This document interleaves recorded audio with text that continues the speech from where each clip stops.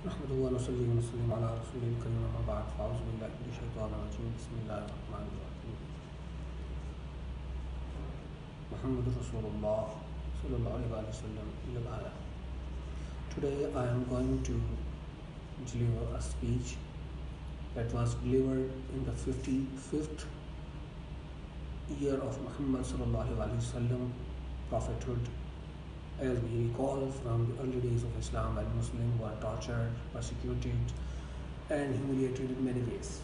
A few Muslims immigrated to take refuge in Abyssinia that was ruled by Ashama Negus, a Christian king. The Holy Prophet ﷺ had known him as a fair ruler and thus had permitted the followers of Islam to take refuge in his kingdom.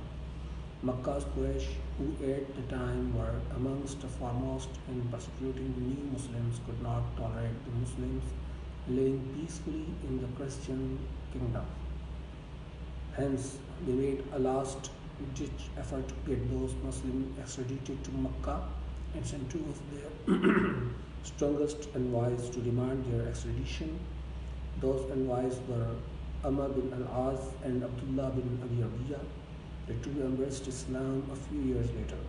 The two envoys took valuable gifts for the king and his clergy, in the hopes of convincing the king to return the new Muslims. The pagan envoys demanded the Muslims' extradition on grounds that they had abandoned the religion of their forefathers, and their leader Muhammad ﷺ was preaching a religion different from theirs and from that of the king. On hearing the claims against Muslims that the envoys had presented, the Christian king summoned the Muslims to his court. The Muslims selected Jafar bin Abi Talib to speak on their behalf. With silence in the court, Jafar bin Abi Talib stood up and addressed the king in the following words: "O king, we were plunged in the depth of ignorance and barbarism.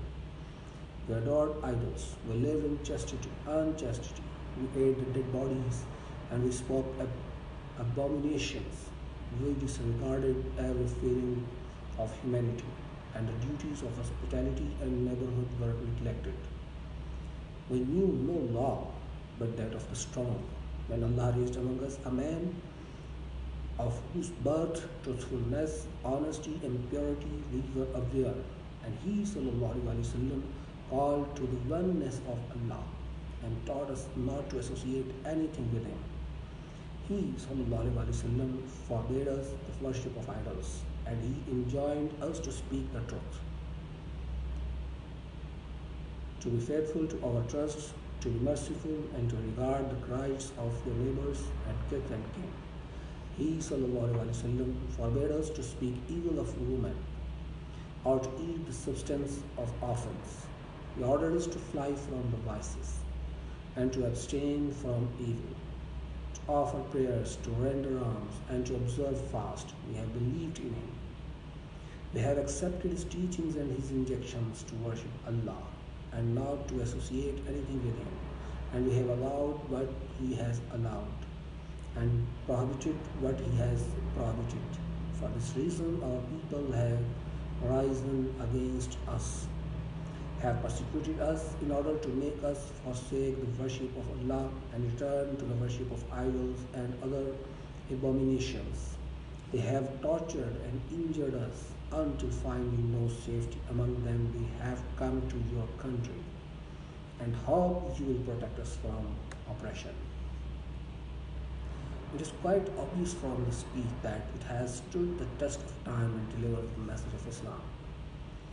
Today, just as effectively as it did more than 400 years ago, the eloquence of the speech leaves no doubt regarding the strength of faith and clarity of the new Muslims' understanding of Islam and the message brought by Allah's Messenger, the Prophet Muhammad ﷺ.